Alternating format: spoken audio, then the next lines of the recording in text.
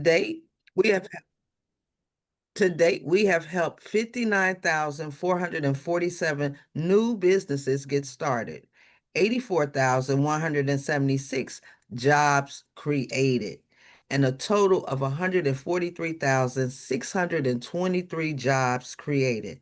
94% of our score clients who are in business remain operational, and 86% will recommend SCORE to families and friends.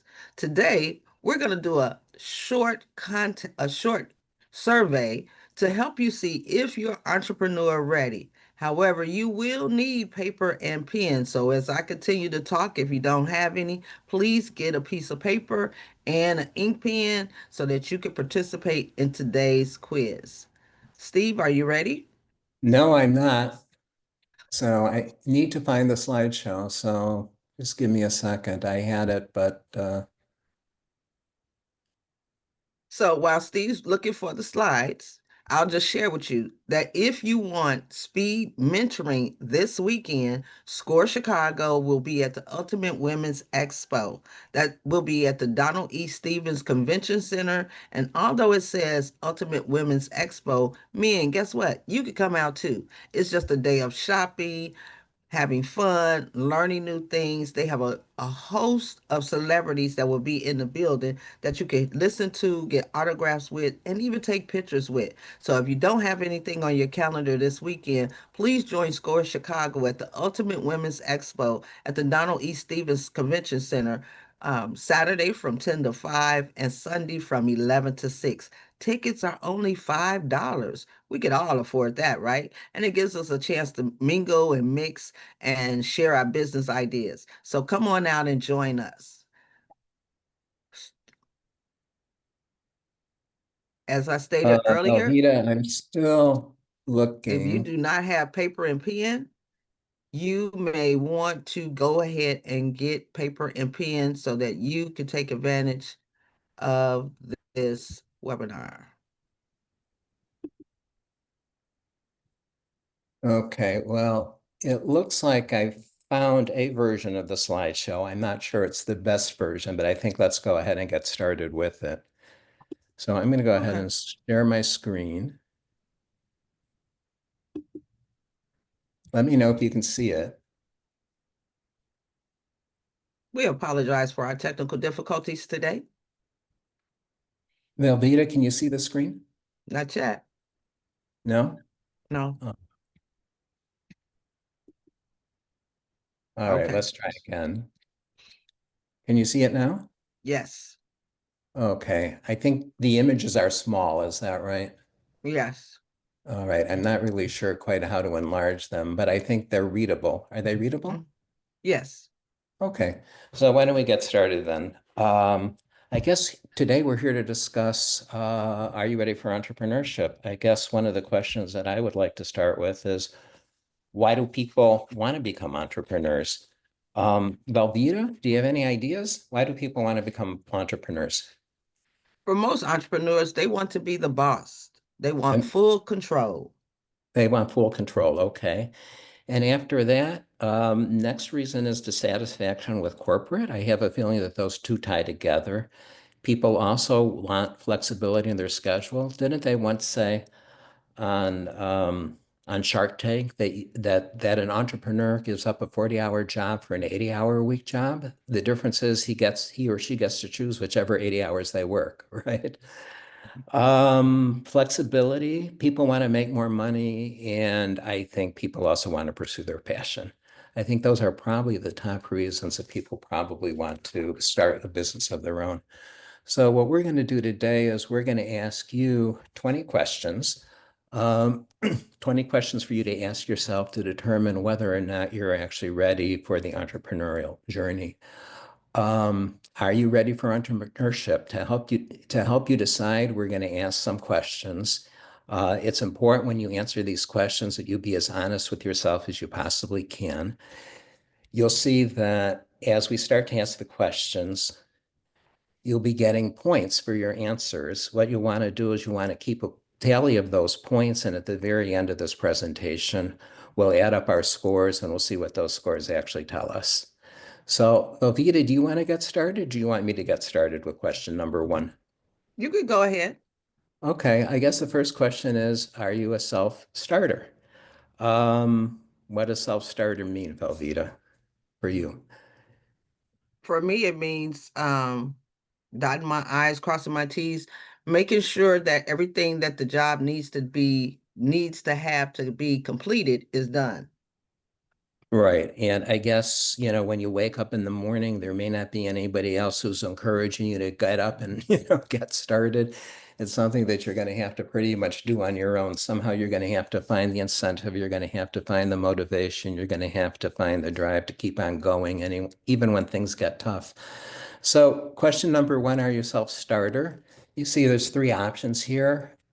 First option is yes. I easily come up with ideas and implement them. If that's the case, give yourself 5 points. If someone helps me get started, I will definitely follow through. I think that's probably true for a lot of us, isn't it, Alvita? Give yourself 3 points for that. And finally, frankly, I would I would rather follow than lead. If that's the case, give yourself 1 point. Okay, question number two. How do you feel about taking risks? Oh, risk taking is something I guess we all do, isn't it?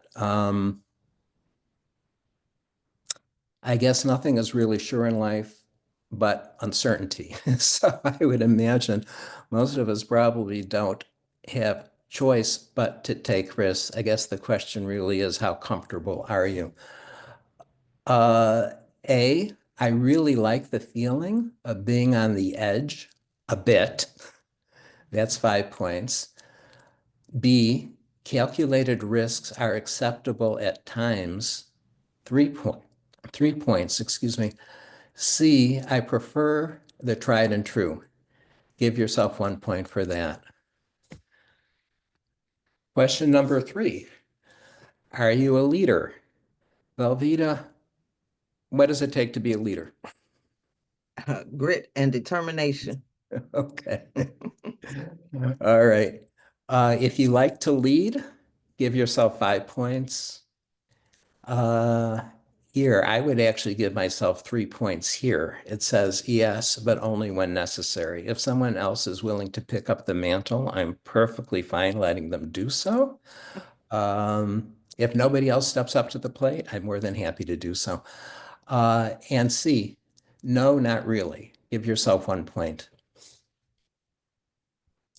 Number four, can you and your family live without a regular paycheck? Um, Gosh, I think this is something that Velveeta and I run into a lot as SCORE mentors. We find that there are a lot of people who are ready to take the plunge and start their own business, but they still have the ongoing responsibility of bills. So I guess the question for me often is, how do you make that transition from a full-time job, which is paying the bills, to being a full-time entrepreneur when you're doing what you want to do? Let's see. A, yes, if that's what it takes, we can live without a regular paycheck. Give yourself 5. B, I would rather not, but I understand that may be part of the process. Give yourself 3 points. And I do not like that idea at all. We cannot live without a regular paycheck. Give yourself 1 point.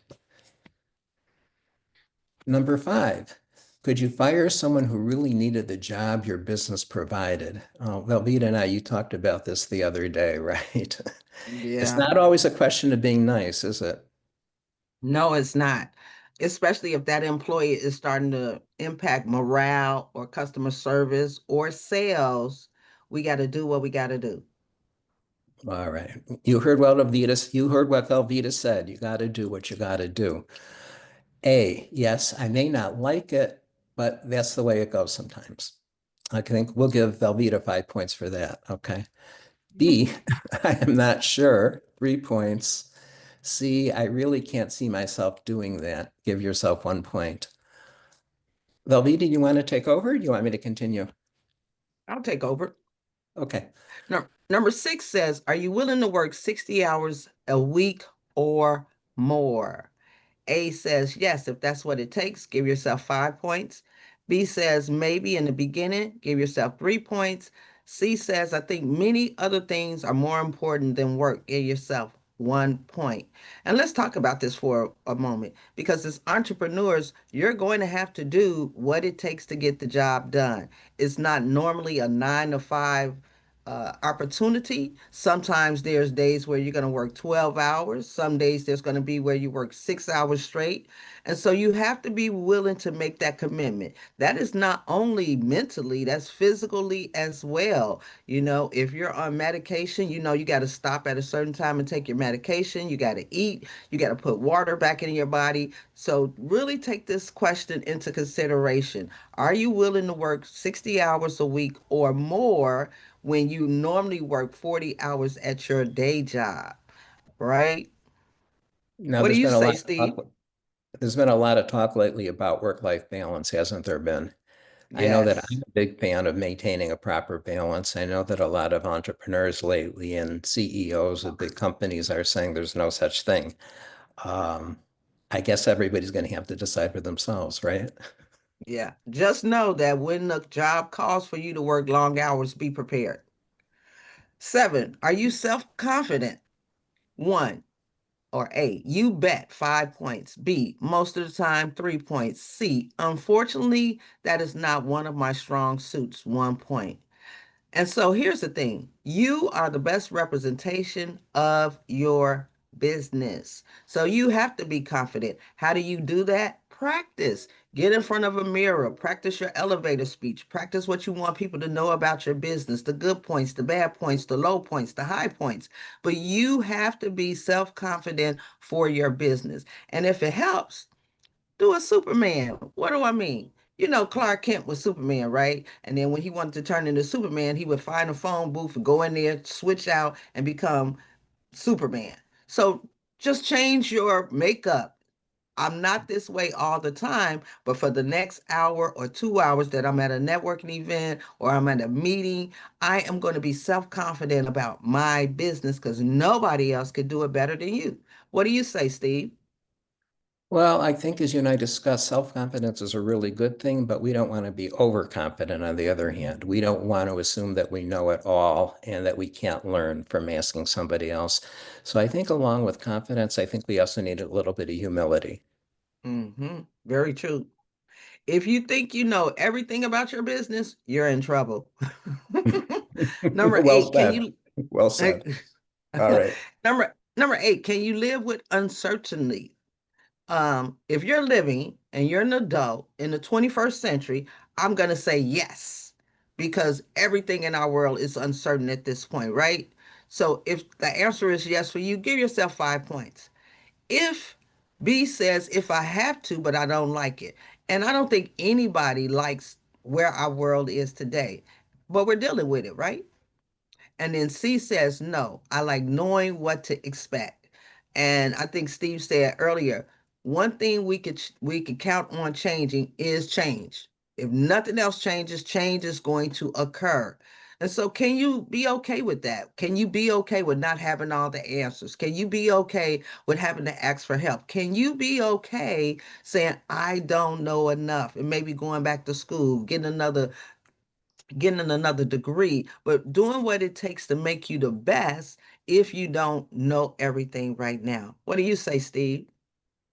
Well, I think you and I both say the same thing. The only thing that's sure today is uncertainty, isn't it? Mm-hmm. Um, and I think probably as you're suggesting, there's some things that people can do, I guess, to bolster their certainty. And I think on the other hand, also, there's a little bit of personality, I think, involved over here. I mean, we're a combination of nature and nurture, right, Velveeta? So I have a Mm-hmm. feeling some people just, are more comfortable living with the unknown, and I think other people have a harder time with it. I know that personally, the most difficult times for me is when I'm in limbo. I like to know what's going on. I've had some, I think anyone who's been in business has been in the situation where there are problems. When we know what the problems are, we're in a better position to be able to tackle and solve them. When we really don't know what the problems are or what the nature of the problem is, then it becomes that much more difficult. So I would say comfortable with uncertainty, but at the same time, not with limbo. I like to know when I can. Nice. Number nine, do you consider yourself to be tenacious and resilient? When faced with hardships, do you stick with it or give up? A, yes, I am determined and do not let anything get in my way. Give yourself 5 points. B, I am that way most of the time if I like what I am doing, 3 points. And C, no, I would not consider myself very tenacious and resilient. I often give up when things get too difficult or hand things off to others to handle. And I want to talk about this for a moment because, as I stated, we are living in a different time and none of us have control over death. None of us have control over health issues. There are things that are occurring that is making one pause, right?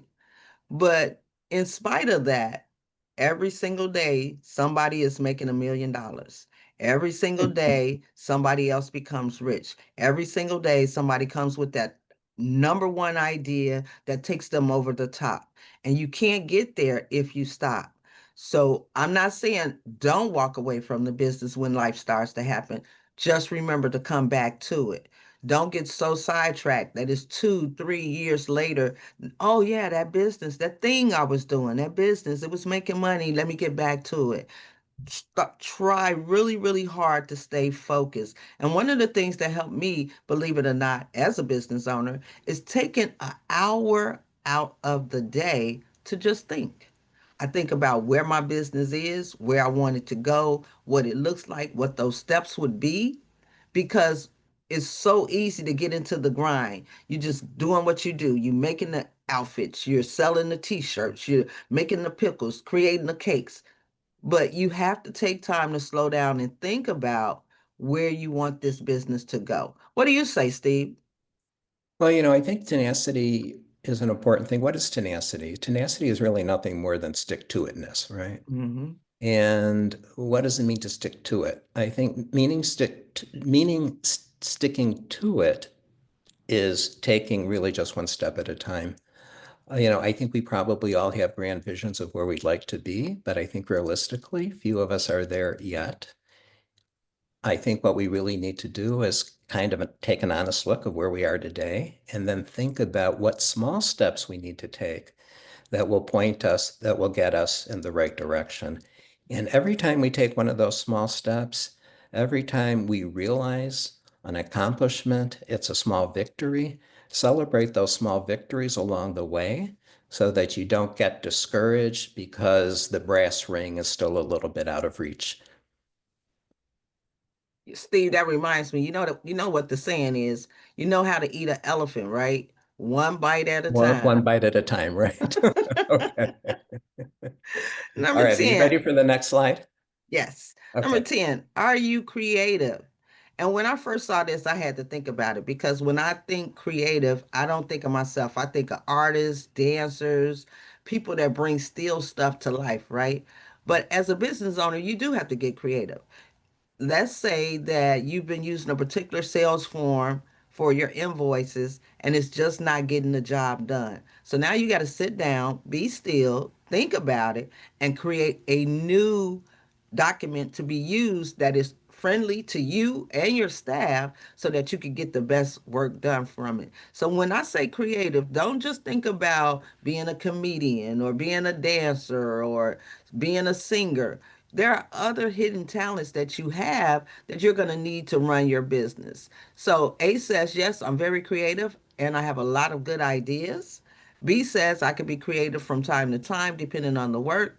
That's 3 points. And C says, no, I'm not really creative, 1 point. What do you say, Steve? Well, I think I mentioned to you that I listened to a podcast not too long ago, which was on creativity. And interestingly enough, they were interviewing both artists and business people. So I think it does take a little bit of creativity to be in business. I mean, a lot of creativity. I think particularly if you're working for yourself. I mean, there's just so many things that come up every day. My background was in real estate development, and as well as I thought I knew my business, as well as much as I did my homework, as well prepared as I was, I always found there was something unexpected right around the next corner, which does require a little bit of humility, a little bit of confidence, and a great deal of creativity. Yeah, that's so true. Back over to you, Steve. Back over to me. Are you competitive? That's an interesting one, isn't it? Uh, A, yes, almost to a fault. B, sure, mostly. C, not really. My nature is more laid back. 1 point for that. I guess we were talking about confidence before. We are talking about how it's important to be self-confident, but it's not a good idea to be overly confident. I think it's probably similar with competition. I think you certainly do need to have a certain amount of competitive spirit, but I think if you're trying to overrun everybody else, I think you're probably going to find yourself with very few friends at the end of the day. Um, what did they say about people who know everything have no friends, right? I think they can probably say the same thing about, competition. People who are overly competitive probably don't have too many friends either. So again, I guess I think it's probably a question of balance. What do you think, Velveeta?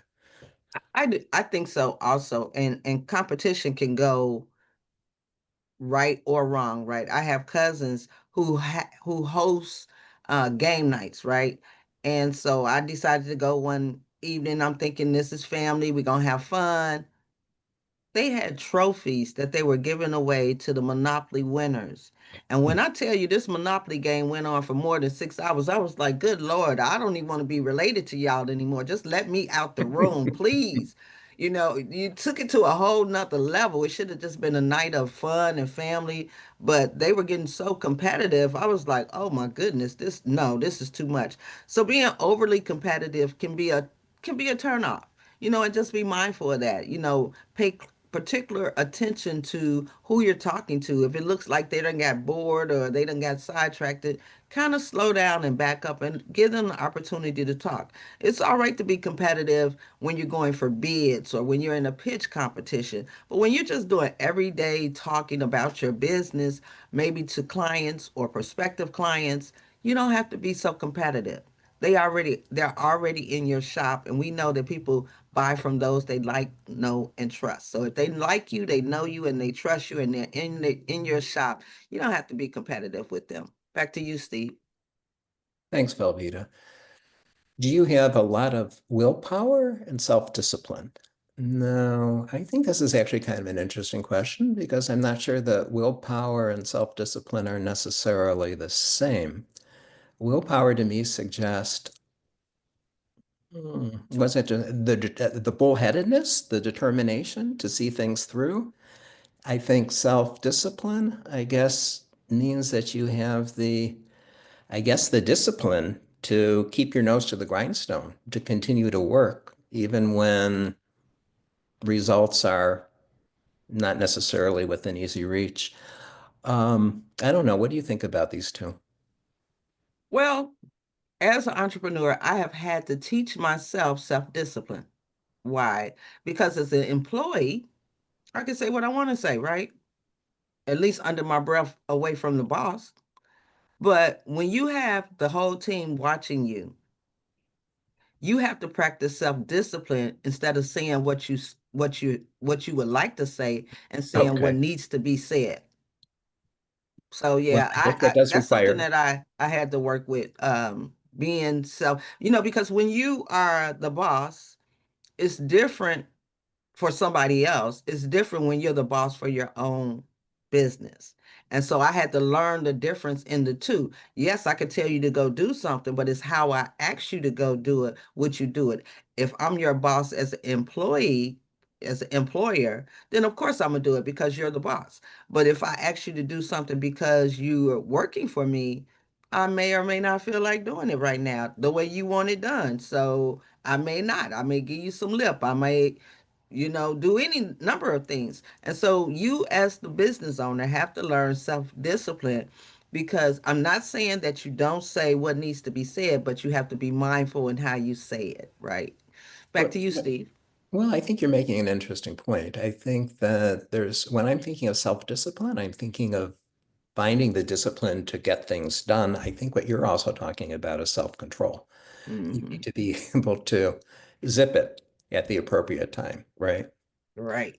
All right, so let's see. If you do have a lot of willpower and self-discipline, A would be yes, 5 points. B, I'm disciplined when I need to be, 3 points. And C, not really, 1 point. Here's an interesting one. Are you individualistic or would you rather go along with the crowd? A, Mm. I like to think things through myself and do things my way, 5 points. B, I am sometimes an original, but like to work with others from time to time, 3 points. C, I prefer to go along with the crowd or to work with others when making a decision, 1 point. I guess this is kind of an interesting one too. I think what we've been talking about all along is finding the right, I guess you would say the right balance, wouldn't you, Velveeta? The balance between Yeah. being overly confident and self-confident. I think here we're looking at the balance between doing things your way and doing things maybe the right way. Mm-hmm. I mean, people who always do things their own way are also people who don't have many friends. Isn't that the case? So I think once again here it's a question of balance. I think again it's important to be, self-confident. It's important to be able to think things through, but I think it's also important at the appropriate time to just shut up and listen. And I think as Velveeta, you were suggesting before, to take a little bit of time out, maybe every day, I'm not exactly sure when or how often, to really think things through before making a decision, that's going to have consequences for you or the people you work for. All right. Well, let me share something interesting about this slide. Um, because C, you only get 1 point if you prefer to go along with the crowd or to work with others while making a decision. As business owners, each of you made a decision to become a business owner. And for most of you, you are the first business owner in your family. So when you have a question, it's not like you could go to your family and friends and say, hey, I think I want to scale the business 10% by the next 30 days. Because they're going to look at you and wonder, why don't you keep your day job? Why are you doing this? What are you doing? Right? That's where SCORE comes in. It's so important that when you set yourself apart, you still find like minded people to be around. SCORE has expert volunteers who have done what you're trying to do or are still doing what you're trying to do. And we walk the walk and we talk the talk. And it's so important that when you make that decision, I'm going to be different than my family and friends. You still know that there is still resources available for you because, as we stated earlier, whoever knows everything about their industry and their business, hats off to you. But most of us don't. We don't know what we don't know. And that sometimes is what gets us to close our doors. And then it says sometimes you want to be an original, but you like to work with a team. That's awesome if you're the boss. I just say make SOPs so that everybody's on the same playing field. It's nothing like having 10 people and having to repeat yourself over and over consistently about the same thing when you want the same outcome. Make it easy for yourself. If you know this particular part of the business has to be done to make the complete product, make a SOP, have everybody read it, make sure everybody understands it. So now when you're talking, they're understanding what you're talking about, they're understanding what the goal is, and you can get to the finish line much, much quicker. Back to you, Steve. And you live without structure. A, yes, 5 points. B, actually, the idea of living without a regular job makes me nervous. 3 points. C, no, I must have routine and structure in my life. 1 point. Boy, this is an interesting one, isn't it? I have a feeling that, what I'm thinking about as I'm reading the slide, I'm not really thinking about business. I'm thinking about, my brother, my younger brother, who passed away not too long ago, who actually made his living as a professional poker player. Mm, Um, So he didn't have a regular job. He wasn't married. He didn't have family. He didn't exercise on a regular basis. He didn't eat regularly. He actually had no structure. He had no routine in his life. And I remember saying, Mark, what you really need is you need a family or a job. And he said, you know what? I need them both. And mhm. actually, that was the last time I talked to him. And he Wow. ended up passing away, several months after. Wow. So Gosh, I think, this gets back to the whole issue of uncertainty, doesn't it? Can you live with Hmm. uncertainty? Can you be comfortable with that? Um, but I think that we all need a little bit of structure in our lives, don't we? I mean, maybe it's getting up in the morning and having our coffee and reading the newspaper. For me, it's getting up early in the morning, exercising, having breakfast, and going for a walk before I start my workday. My workday, is it structured? Well, sometimes it is, sometimes it isn't. I guess that really all depends. But then I do break for lunch, and then I have dinner with my partner. So even though the days can be hectic, I do have overall routine. I think that really helps me live what I consider to be a fairly healthy, well-balanced life. Some days I work more, some days I work less. But I think that the structure, I think, probably is helpful. Velveeta, what do you have to say? I kind of agree with you. As a business owner, every day is not going to be the same. Challenges are going to come, highlights are going to come. But if you have the basic structure, you know what the work, you know what the business hours are, 10 to 6, 10 to 8. You know for those hours you're going to be in the business, you're going to be working on the business.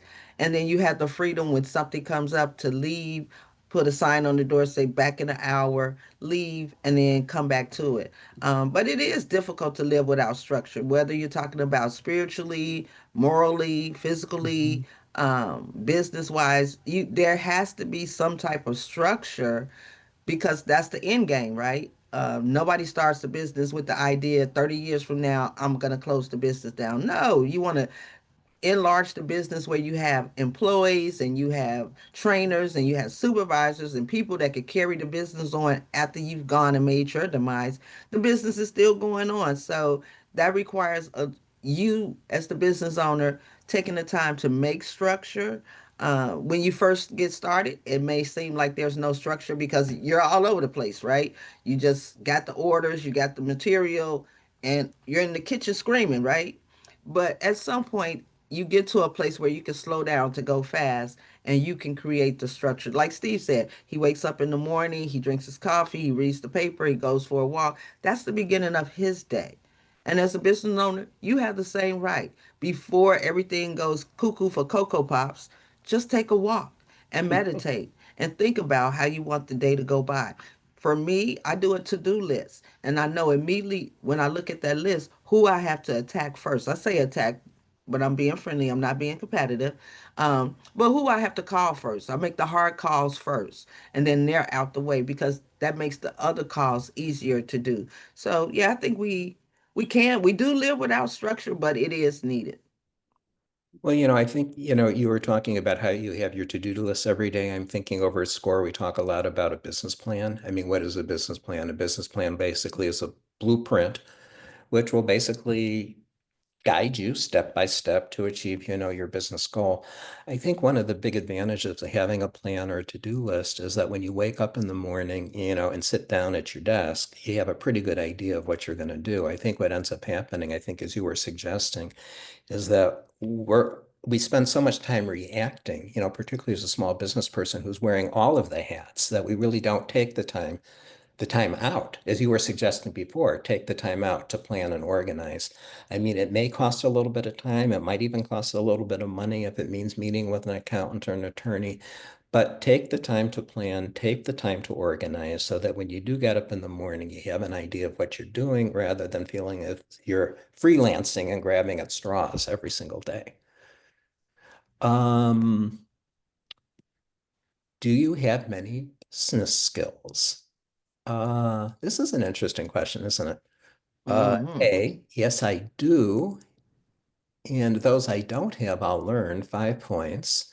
B, I have some 3 points. C, no, not really, 1 point.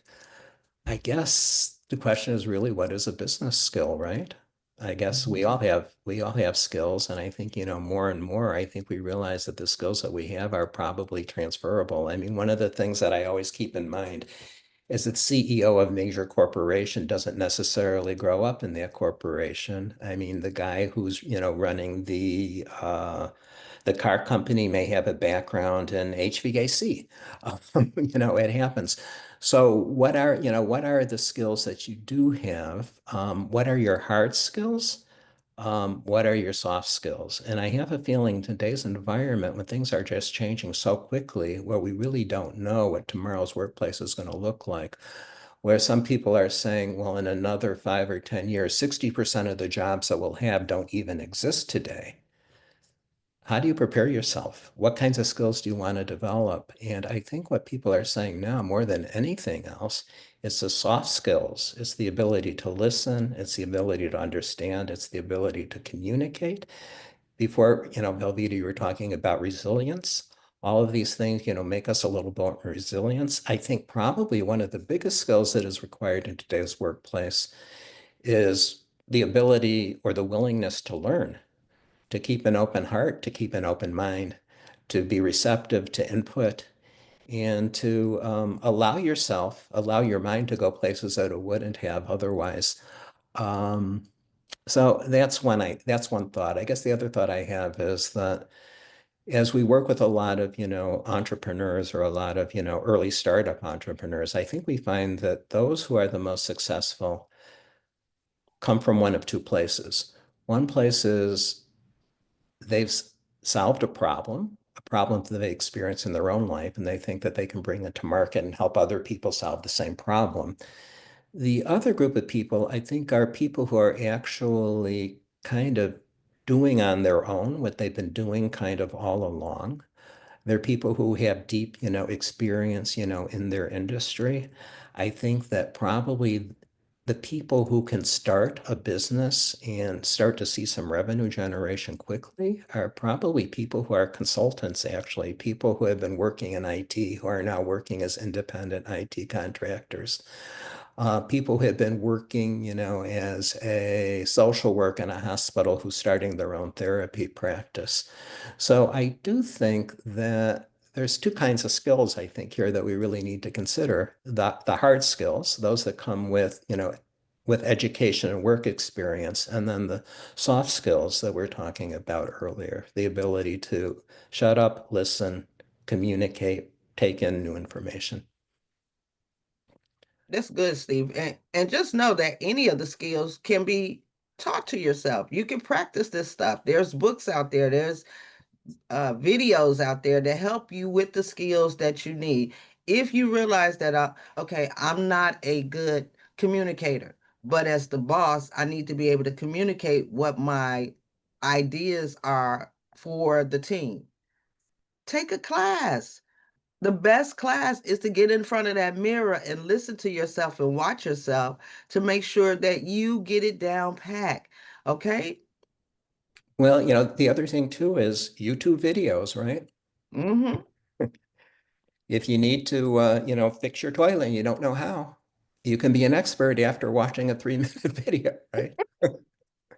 All right. Are you flexible and willing to change course when things are not going your way? I guess we kind of been talking about this all along, haven't we, really? Number one, yes, I am willing to change course when things aren't going my way. B, I like to think so, but others may disagree. C, no, I have a fairly rigid personality. Well,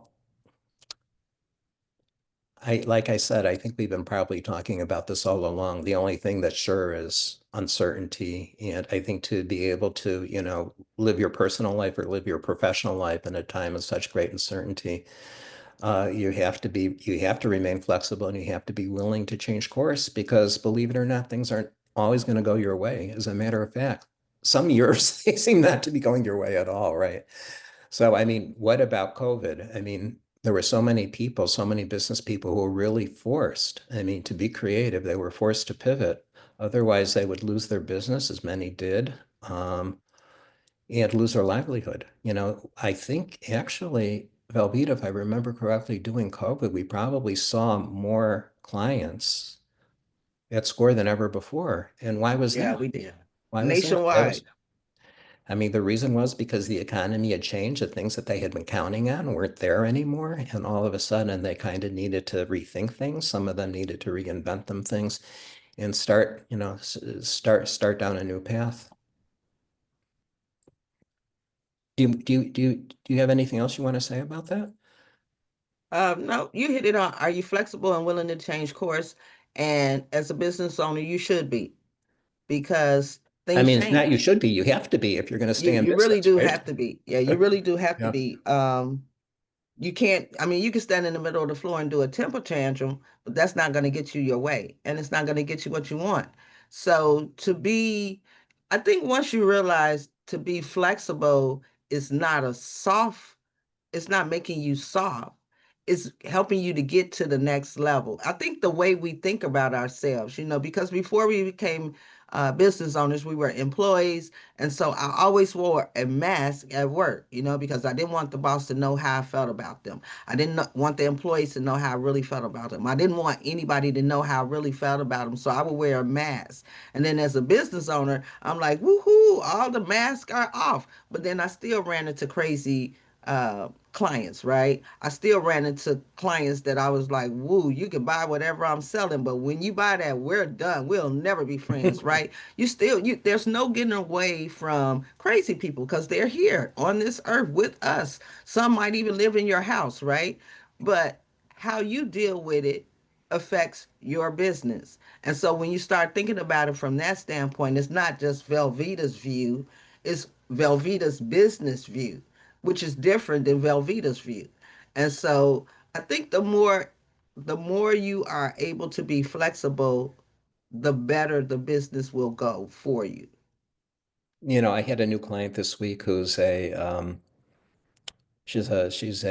counselor, a therapist who's been in business for more than 20 years.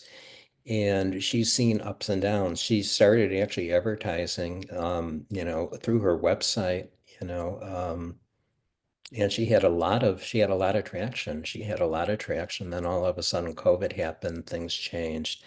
And now we're a few years, forward, not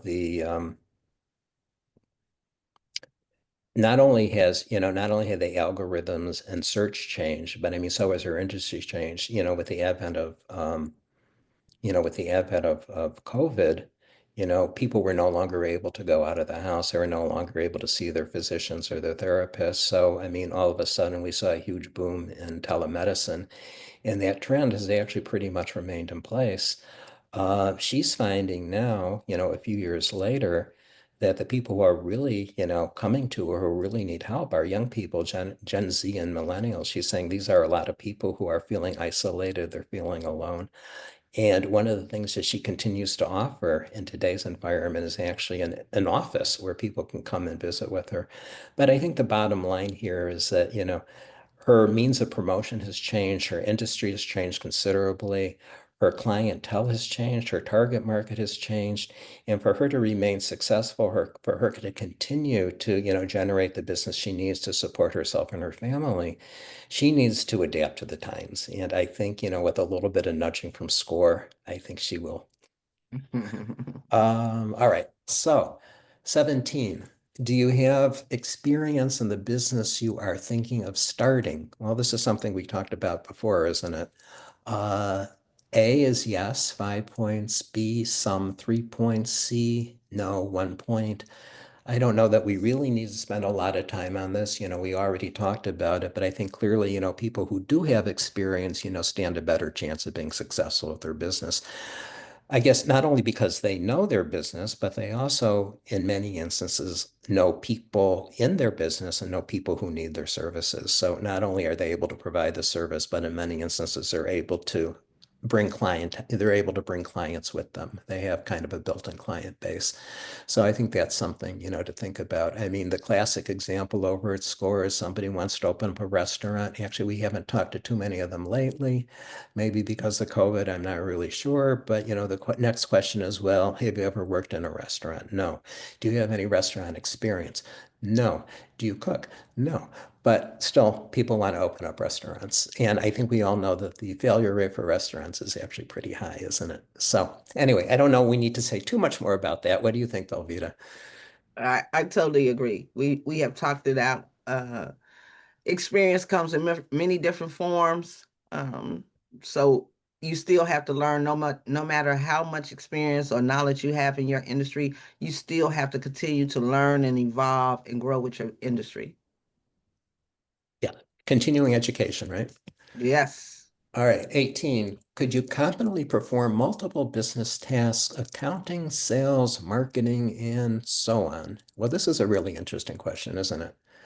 Mm, Uh, A, I sure would like to try, 5 points. B, I hope so, 3 points. C, that sounds intimidating, 1 point. I think, as we'd mentioned before, as a small business person, you're wearing many, many hats. If you're just getting started, you may be a solopreneur, meaning that there's really no one else to fall back on.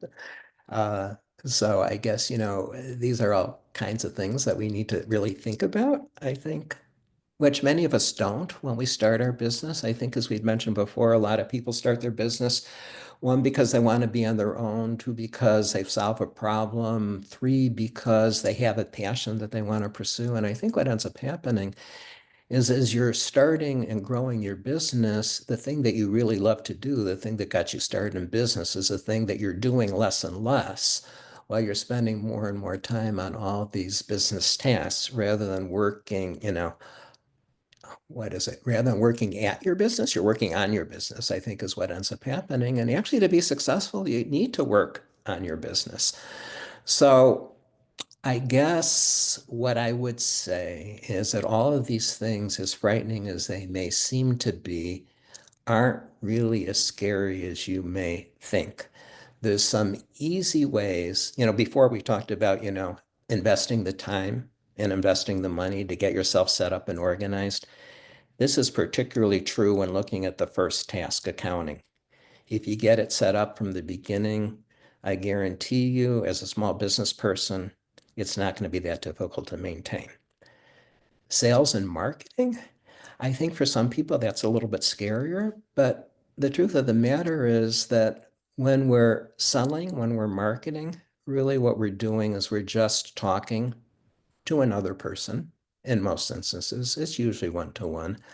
I think that, we can dial down the temperature by thinking it not so much as a sales call, but thinking of it as just a conversation, sometimes an information gathering conversation, so we can learn who we're talking to, find some points of commonality, and realize how we may be able to work together.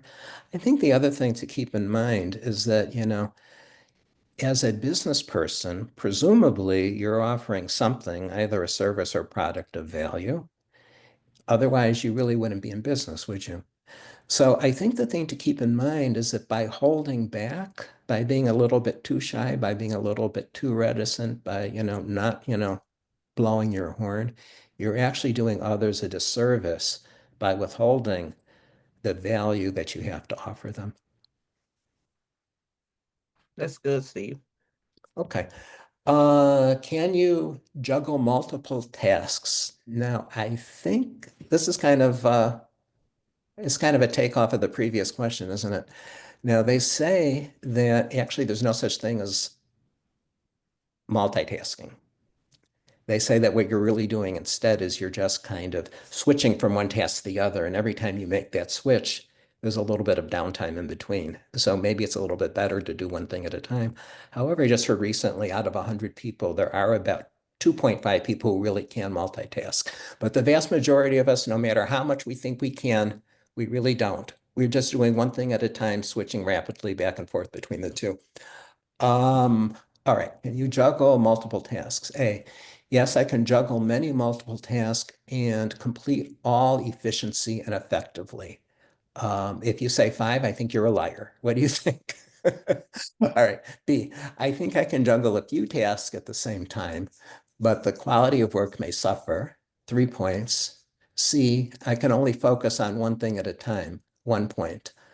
Uh, I don't know, Velveeta, do you have anything more to say about this one? So, what I would say is, as I have gotten older, maybe in my Older. 20s and 30s, I could multitask. As I have gotten older, what I realized was that when I do multitask, I miss little inconsistencies on each one. So the good job that I could have done wasn't simply because I had my attention somewhere else. What I have learned is to concentrate on one job at a time, giving my full attention, whether that's 30 minutes, it's called time blocking. I'm going to concentrate. If I have 5 things to do today, I'm going to concentrate on all 5 things 1 hour a day. I'm going to just center in on one thing, stay there until I get it right, and then move to the next one. And what that does is it makes my efficiency much better. It makes my presentations much better, overall, making the business better. Because when you're multitasking, all you need is that phone to ring and it's an emergency somewhere and you're gone out the door. You've forgotten everything. But if you're concentrating on one thing, if you set aside 3 hours a day to concentrate on the things that's most important to the business to get done that day, remember it's called time blocking, you will be more effective than trying to be 20 places at one time. Back to you, Steve. I think that's a real challenge. I think, what you're describing is an ideal situation. I think, as a small business person or wearing all those many hats, I mean, you don't always have the luxury of being able to block out your time and, devote your attention to one thing at a time. Actually, for me, I think probably one of the greatest luxuries is just being able to have a block of uninterrupted time because it happens so infrequently. So I think it's a good goal, but I think on the other hand, I think as we were saying before, you need to be kind of resilient and responsive because sometimes you just don't have the choice, do you? That's true. 20, is this our last one? Yep. Okay. Are you willing to hustle for clients and customers? This includes talking to strangers about your business, presenting to groups, and going out into the public to generate leads and sales. Number A, absolutely 5 points. B, if I have to, 3 points. And C, I would rather not, 1 point. I don't know. I would say from my own personal experience as a small business person, I would say as a SCORE mentor, having done this for more than 10 years and literally spoken to 2,000 small business people, that this is not something that comes easily or naturally for most people. Would you agree about that? Yeah, I can remember starting my business, and that was the hardest thing. But again, it comes with practice. If you know what you want to say about your business, you know your elevator pitch, that's a great opening to getting the conversation going. And I also had to learn that you cannot vomit on people. What do I mean? Okay, so I make jam. I make the best blueberry Smucker's jam ever, right? But I can't keep throwing it at people. Hey, I make this jam. Hey, I make this jam. You have to find other reasons for them to want to do business with you. So rather than even saying anything about my world famous jam, I'm going to say, how can I help you in business? What's making you stay up at night? How can I help you? And that takes the pressure off of you as the salesperson and gives you the ability to listen to what the other person's saying. Who knows? Another business idea could come from just from you listening, but sales is an art, just like everything else. And there are plenty of books out there, podcasts, YouTube on how to effectively sell. Take the time to invest in yourself. I think as Velveeta said, and as I said, I think a little bit earlier, when you're thinking about, talking to people about what it is that you do, when you're thinking about making, a sales pitch, don't really think about it as a pitch.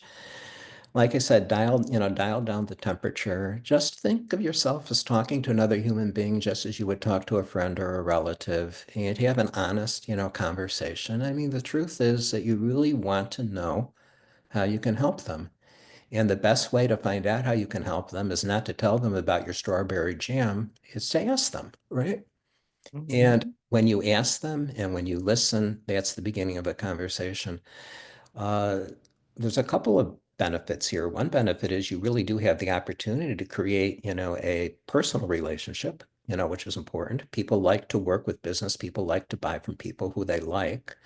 So that's important. And the other thing too is that you really get a good idea of what it is that you need and of what they need and how you can help them and how you can adjust your presentation or your pitch to better serve them, to meet their needs. And I guess the third benefit is as a result of doing this, the next time you talk to somebody, you're going to be in a much better position to be able to have the conversation, size up their needs, and offer them something of value. Yeah. Steve, I'm really excited to get to the scoring because I see some really large numbers in the chat. Okay. I haven't been looking at the chat because I can't, unlike you, I am not a good multitasker. I can do one thing at a time. All right. So, all right.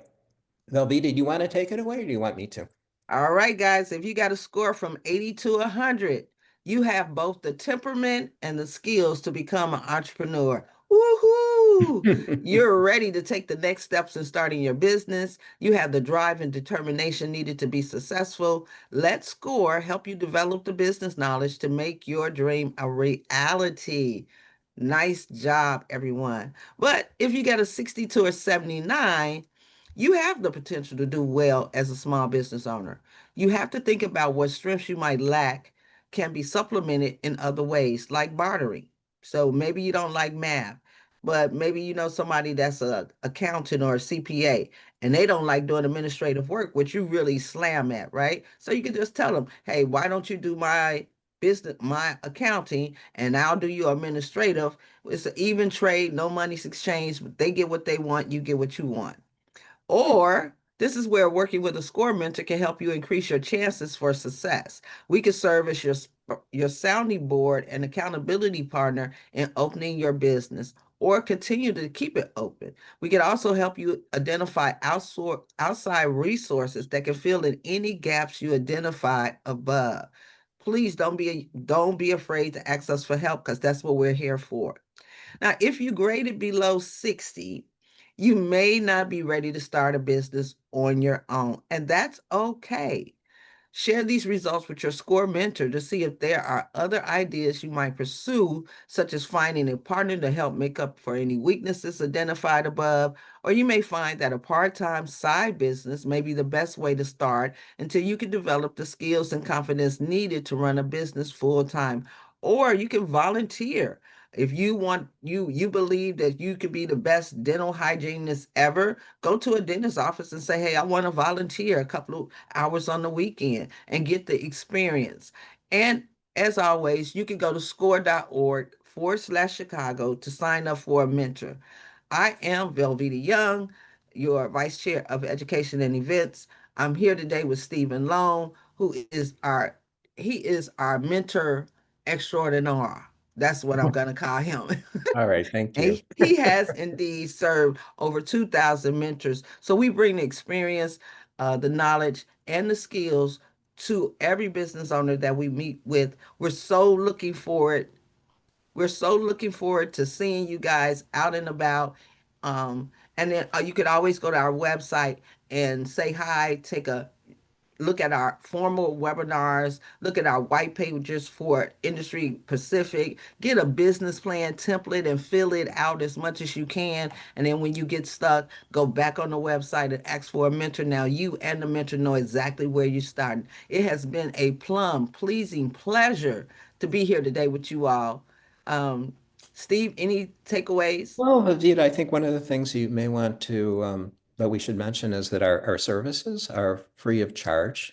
You know, anybody can come and see us. It doesn't matter if you're just getting started, if you haven't even gotten started yet, if you just have some ideas that you want to bounce off somebody, or if you're in a mature business that needs help with operation or growth, or even if you're getting ready to, leave your business, we can help with exit strategy as well. I guess the point that I'm trying to make is that we're here, we're available to help you no matter what phase of your business journey you're on. We don't charge. We'll see you once. One and done is fine. We'll see you as many times. However, we'll see you as many times as as you need. We're here basically to provide assistance, for you. We're here for that, and we are available. So please come and see us. Bye bye. How do you get in touch with us? I'm going to put it back